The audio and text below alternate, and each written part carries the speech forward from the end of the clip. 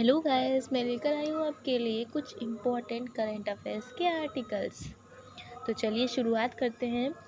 UP सरकार ने नई डिजिटल मीडिया नीति प्रस्तावित की। उत्तर प्रदेश सरकार की नई डिजिटल नीति राज्य सरकार की नीतियों और कार्यक्रमों को प्रकाशित करने और लोकप्रिय ब्रांड बनाने के लिए इन्फ्लुएंसर लोगों को नगद पुरस्कार प्रदान करती है। राष्ट्र विरोधी पोस्ट के लिए इसे 3 साल की जेल की सज़ा से लेकर आजीवन कारावास तक की सज़ा का प्रस्ताव दिया है। डिजिटल मीडिया 2024 का मुख्य उद्देश्य लोगों में सरकार के कार्यक्रमों और उपलब्धियों और उनके लाभों के बारे में जागरूकता फैलाना है। इस नीति के तहत सोशल मीडिया इन्फ्लुएंसर को प्रतिमाह 8 लाख रुपये तक नगद पुरस्कार दिया जाएगा। कंटेंट प्रदाताओं को अलग अलग सोशल मीडिया प्लेटफॉर्म पर उनके सब्सक्राइबर और फॉलोअर्स के आधार पर 4 श्रेणियों में विभाजित किया गया है।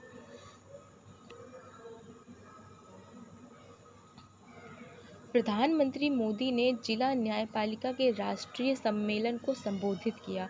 सर्वोच्च न्यायालय के 75 वर्ष पूरे होने के अवसर पर जिला न्यायपालिका का राष्ट्रीय सम्मेलन आयोजित किया गया।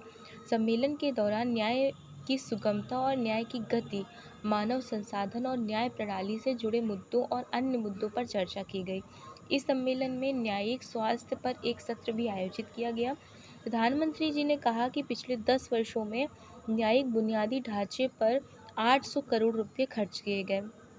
पिछले 10 वर्षों में जिला न्यायालय में 7500 नए कोर्ट हॉल बनाए गए।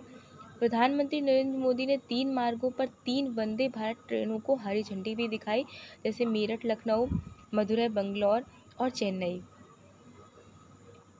सुप्रीम कोर्ट 26 जनवरी और 1950 को अस्तित्व में आया। 28 जनवरी 1950 को सुप्रीम कोर्ट का उद्घाटन हुआ था।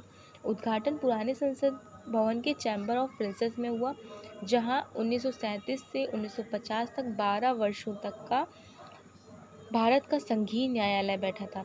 सुप्रीम कोर्ट 1958 में एक नए भवन में चला गया। भवन को न्याय के तराजू की छवि का प्रतिनिधित्व करने के लिए आकार दिया गया।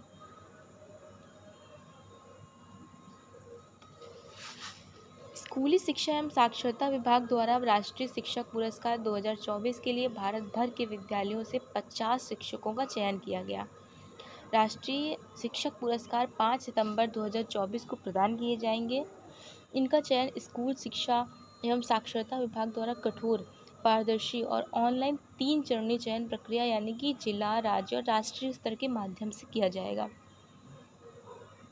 चयनित 50 शिक्षक 28 राज्यों, 3 केंद्र शासित प्रदेशों और 6 संगठनों से हैं। चयनित 50 शिक्षकों में से 34 पुरुष, 16 महिलाएं, 2 दिव्यांग और 1 CWSN के साथ काम करने वाला शिक्षक है।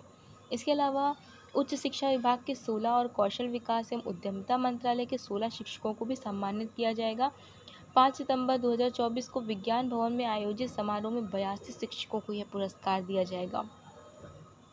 शिक्षा मंत्रालय का स्कूल शिक्षा एवं साक्षरता विभाग हर साल 5 सितंबर यानी शिक्षक दिवस पर राष्ट्रीय स्तर का समारोह आयोजित करता है। राष्ट्रीय शिक्षक पुरस्कार उन उत्कृष्ट शिक्षकों को सम्मानित करते हैं जिन्होंने समर्पण और उत्कृष्टता के माध्यम से शिक्षा की गुणवत्ता में उल्लेखनीय वृद्धि की है और अपने छात्रों के जीवन भर सकारात्मक प्रभाव डाला है।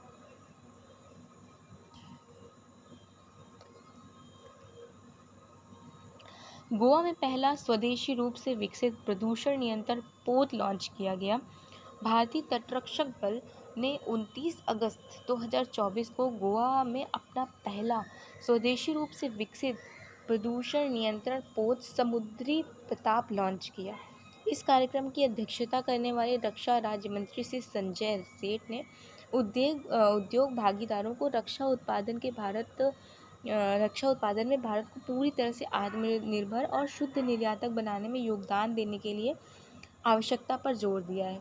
गोवा शिपयार्ड लिमिटेड द्वारा निर्मित इस पोत का उद्देश्य भारत के तटीय क्षेत्रों में तेल रिसाव को रोकना है और यह स्वदेशी जहाज निर्माण में एक महत्वपूर्ण मील का पत्थर है।